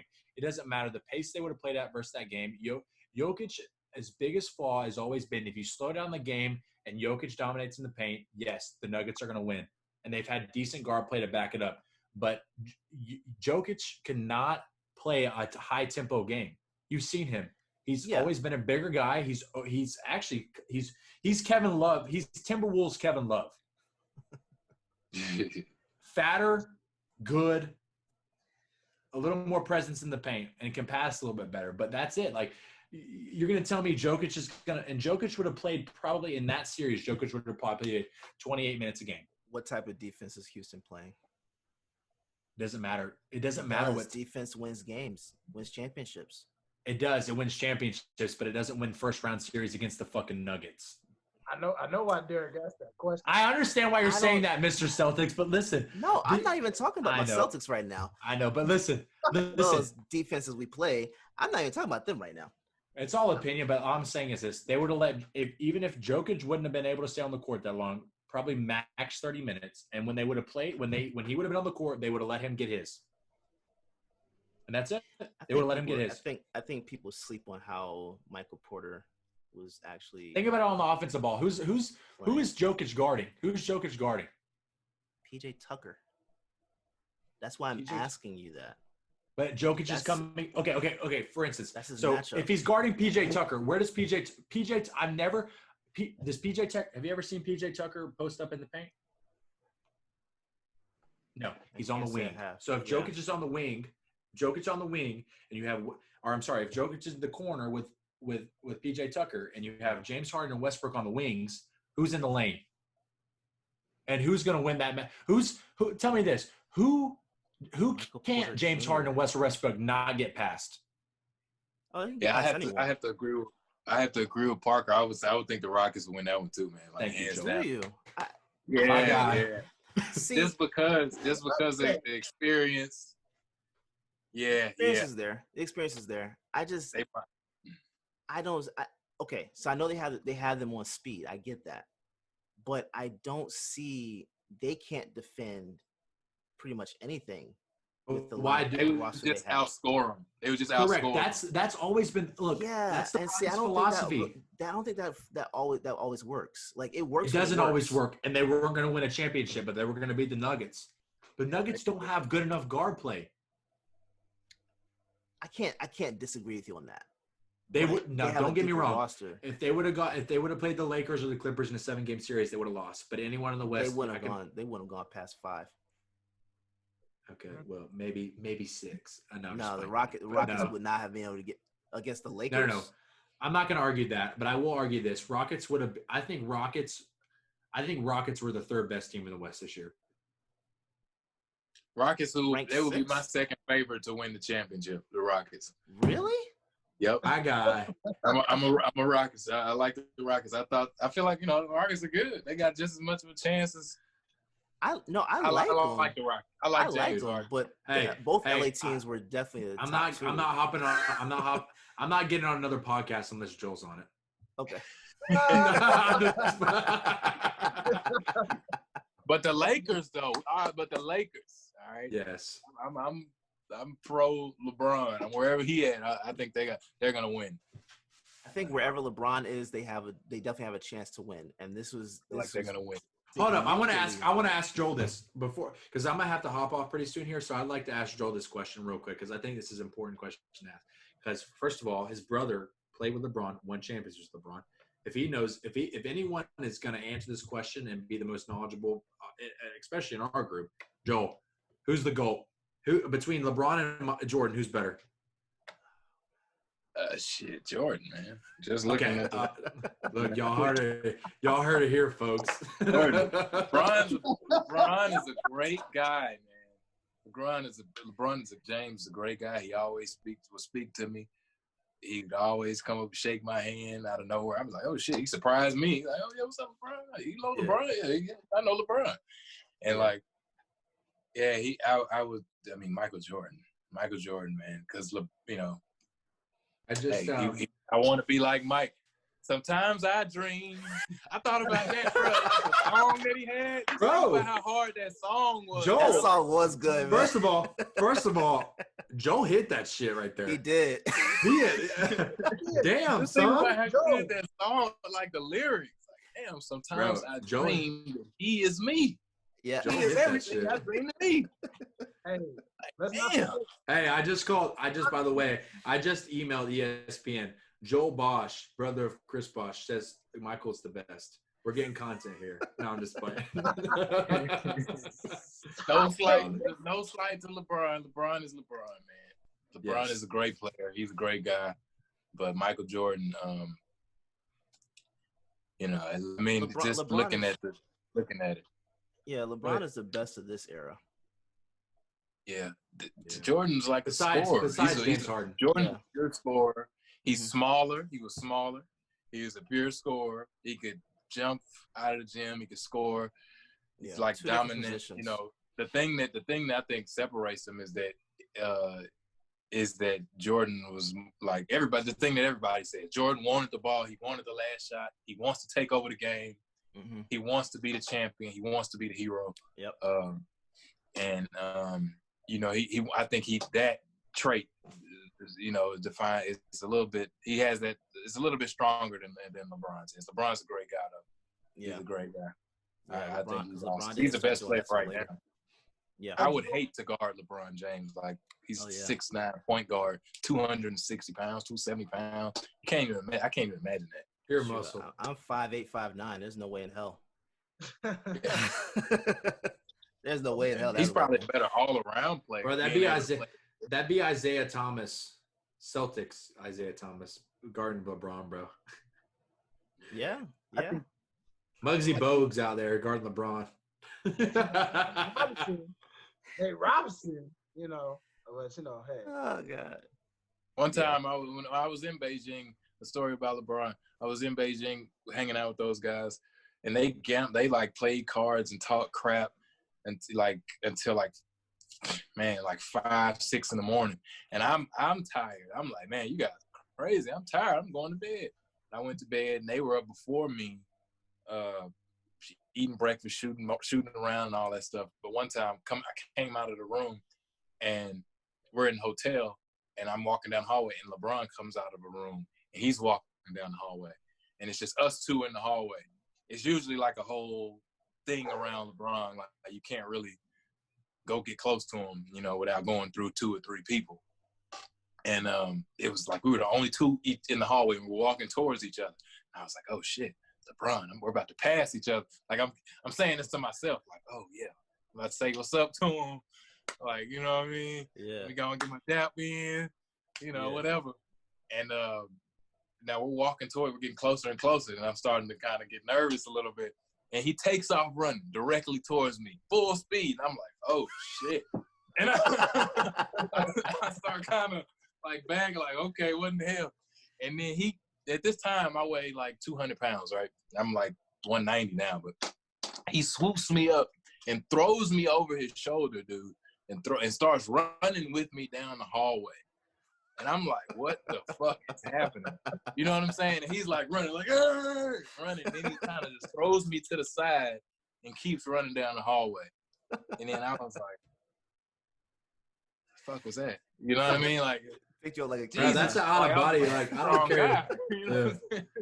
I didn't even know what to do or how to like get from. But that was one of my interactions. That's with cool. LeBron James. It was kind of weird. But it was hilarious. Cool. Bro, it was cool. The most famous person I met was Queen Latifah in Atlantic Station. So you got me beat, bro.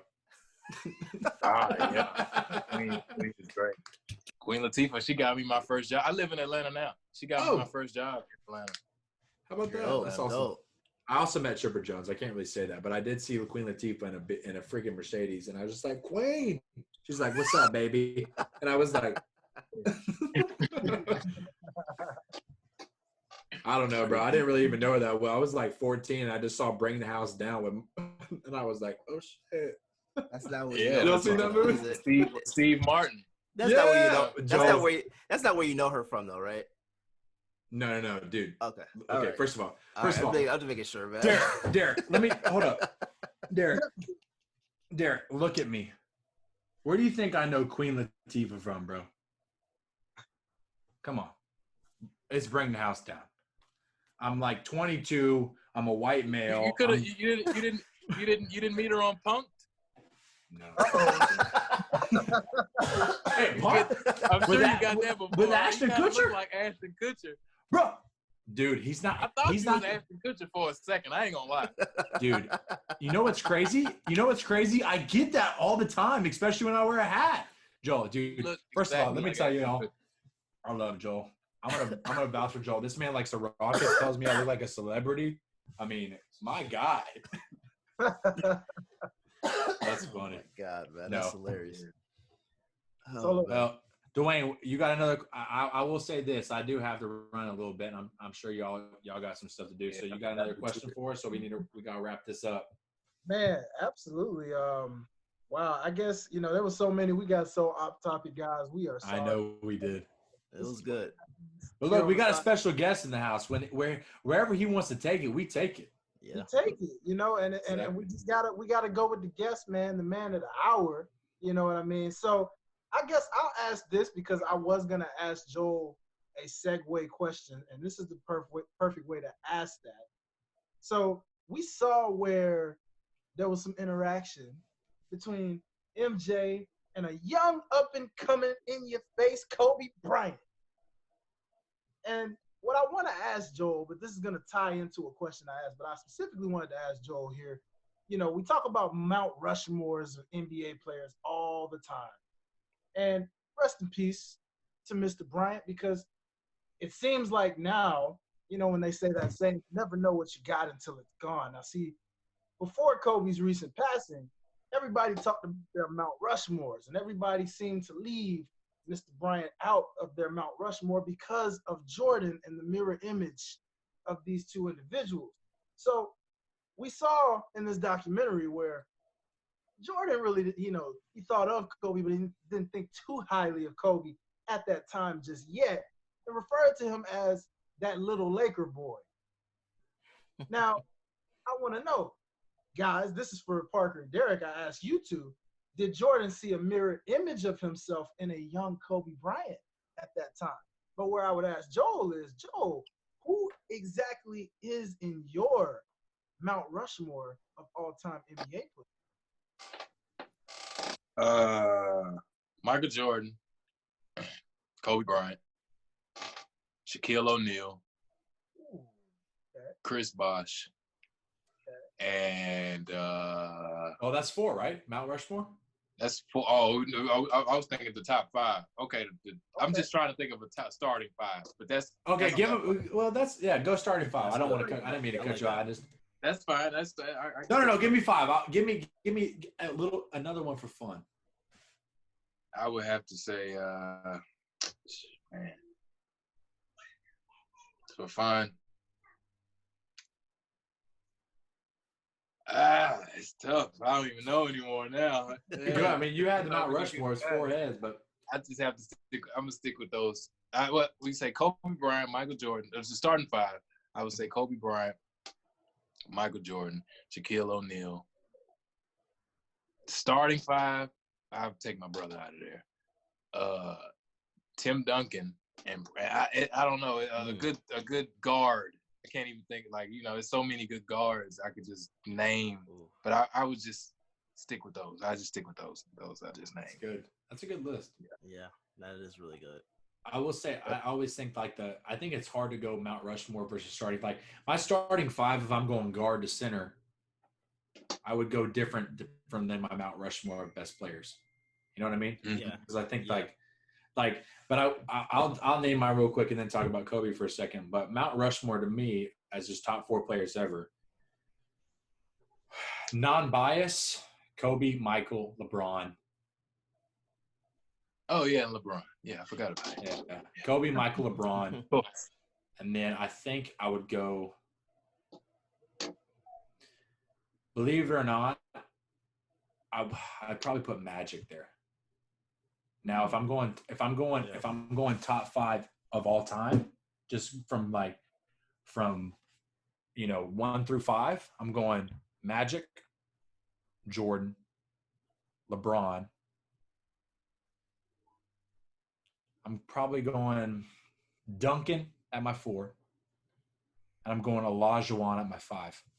And that's, I think, one of the most underrated players ever. But But as far as Kobe, I think that Michael definitely saw Kobe in himself, and you can see that for two examples. Number one, Michael tried to emasculate Kobe off the bat and talk trash and be like, that young Lego boy, I wouldn't pass him the ball. Michael doesn't do that unless he feels threatened, because he's not going to even bother you with you unless that. And number two, once he started to get to know Kobe, he mentored Kobe, and he wouldn't mentor Kobe unless he saw himself in him. Yeah. And even to this day, he talks about younger brother and stuff like that. And if you think about it this way, Michael totally saw himself in Kobe, because I've never seen – you don't see Michael Jordan emotions. And I think it's like, how people talk about, I've never seen my dad cry. Well, that's the same thing with Michael. I've never seen Michael show emotions. I mean, you're starting to see a little more about that now, but he's more – the only person he was ever open with his emotions about was Kobe Bryant. Well, you saw when his dad died too. Yes. Yeah.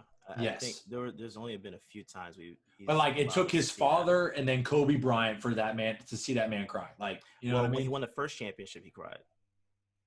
Yeah, because that man gave everything he had. Like, yeah, you got to think about it this way. It took that man going over the mountain of Larry Bird, Magic Johnson, the Pistons to win the championship. That made him cry, which, I mean, dude, I would cry if the Rockets won a championship, and I'm not even the one in the locker room. Yeah. You got his dad dying, and then you got Kobe Bryant. Yeah. And then the Hall of Fame speech. Yeah, but I mean, you're talking about Derek just keeps adding shit. but listen, you're talking about monumental, life-changing things, dude. Yeah. What other player would have Michael done that for? I mean, you think about it this way. Michael, what does Michael say about LeBron? Nothing. He speaks about Westbrook a lot. He speaks about Westbrook because he sees the same tenacity, but he ain't gonna cry over Westbrook. Kobe was different. Kobe was different to Michael. That relationship was different. Yeah, I'll give you my starting five. So I'm gonna go Magic, Michael, Larry at the 3. I love you, bro. Larry at the 3. Then I'm going Tim Duncan at 4 and Shaq at 5. That'll be my starting 5. I go back and forth with a little bit. Sometimes I put Olajuwon at 4 and Shaq at 5, but it also depends on what era and what type of basketball I'm playing. Yeah, because technically you could put Duncan at the 5 if you wanted to. Exactly. Or you could put Dirk at the 4. Or you can put Dirk. Yeah, that's true. That's true. Dirk a good 3-4. That's what when Joel was talking about teams that haven't won that were a super team. The only thing I can think of is modern day is Dirk. That man, the second best player on that man's team was Jason Terry. Yeah. Jesus. They had a good team. They had Sean Marion. Are you talking about the year that they lost or they won? They won. Yeah. That was bittersweet too, because I'm from Dallas, but they were playing against the Heat. Yeah, they were playing. I was about to say, and that was the first year that. But you know what? In hindsight, and I think you know this too, Joel, and I'm sure your brothers even said it. That was good for them. Whether they want to say it or not, it was good for them. Yeah, it was tough. It was bitter, on my end. It was tough, man, because you kind of just thought that they would win, and that was the year that they swept the Lakers. Mm-hmm. They swept the Mavericks, swept the Lakers. I remember that. Yeah, that was a crazy year. I do think. And they had Jason Kidd. Yeah. They did have. That's the thing. They had Kidd, but Kidd was on his way out. Kidd was on his way out to go. That's the thing was they had if you would take every player in their prime, they were a good team. Mm-hmm. But and Jason Terry's a solid ball player. But they had. Really at that time, their second best player was either a washed-up Jason Kidd, a disintegrating Vince Carter. It was Josh Howard. That was their guy. That was their number. He was a big deal on that team that time. Josh Howard. Mm-hmm. But you think about it now. You think about those guys. Who's the guy that sticks out except Dirk? Nobody. Yeah, Dirk, exactly. That's Wait, did you say Vince Carter was on that team? yeah. The championship team? Was Sure. I don't think he was. I thought Vince was on that match. He doesn't have a ring. Yeah, I was gonna say I don't think he's got a ring yet. Oh, He wasn't on the championship team. I'm thinking about the next year. The He next was season. the next season he had a clutch shot in the playoffs to take him to, I think, the second round. I mean, but no, damn. Yeah. Give my boy Vince a ring. That's why I was hoping he went back to Toronto when they actually won a title. Like that's why I was hoping he would go there. So I was hoping he'd go to Houston, but then the Warriors. No, I'm just playing. Yeah, it's all good. Derek's like, go to the Celtics. I swear we'll win a ring. Oh, we're close. I'm We are just playing. close. I know. We are very close. I'll say this though. I do have to go, y'all. I don't know if I do have to go. Y'all can continue. Yes, But sir. Yes, sir. but if we want, do you guys want to wrap it up? Yeah. Let's go ahead and wrap Alright, this cool. one up then. Yeah, we can wrap it up, man. Without further ado, again, guys, we thank you so much. We know we kind of got super on and off topic regarding episodes 5 and 6. So what I want to do real quick is go around the room before everybody gives their final, where you can follow them. Go ahead around the room, guys. Give your final thought on what you just thought about 5 and 6 of The Last Dance in conclusion before we go on to next week's 7 and 8. I thought the 5 and 6 was great. You know, I think the whole series is great. I'm really looking forward to the last 4 episodes. You know, I thought I think it's good to see, that Jordan is a man like everybody else. You know, and and that hey, he gets scrutinized like everybody. I think it's great, and I love the series, man. I'm a big Jordan fan. I have, he could pretty much do no wrong in my eyes. I love Jordan, man. Yeah. All right. Well, hold up. Joel, where can we follow you at, man?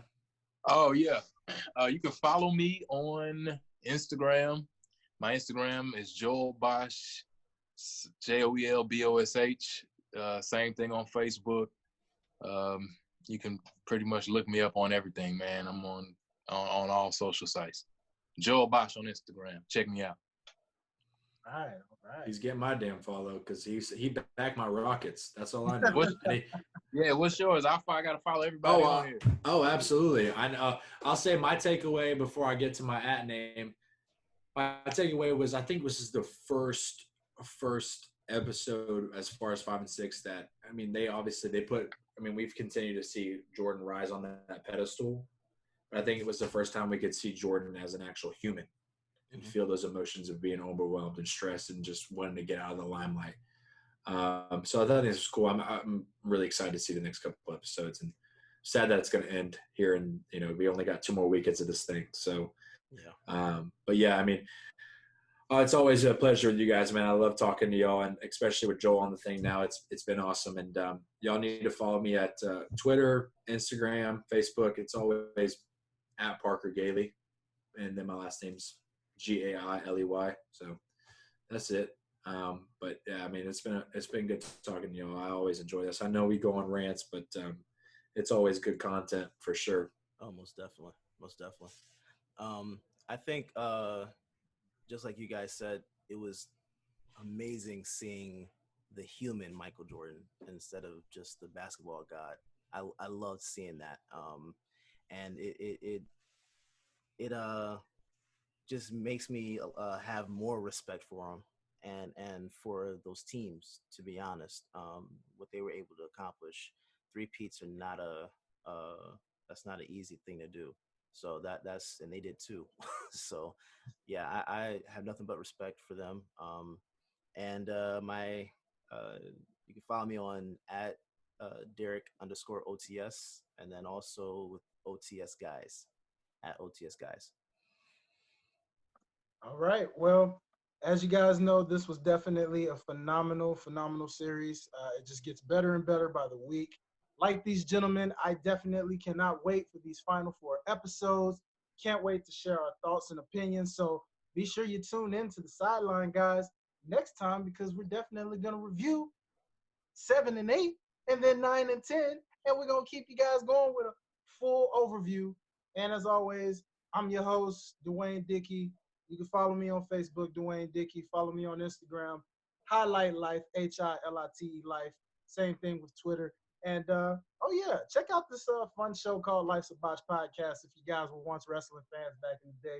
All that good stuff. But once again, we thank you guys. We are all signing out. This is the Sideline Guys. Until the next time, peace. Peace, guys.